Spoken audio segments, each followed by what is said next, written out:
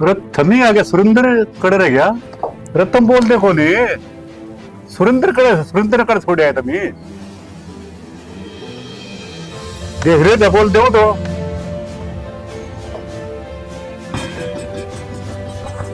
चाचा सुरेंद्र तो कौन है क्यों भाई कड़े रह गया चाचा सुरेंद्र का एक्सीडेंट हो गया रन्नू की डालो यार चाचा सुरेंद्र ने ना पहाड़ पर से गाड़ी वाला पड़ा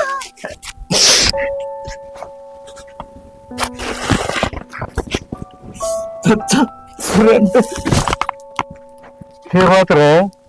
सुरेंद्र भगा दिया एक गाड़ी वाला ने पहाड़ पर से तो तारे हो गए रे सुरेंद्र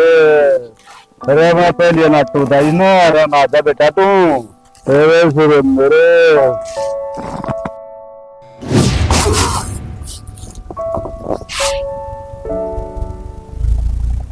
चाचा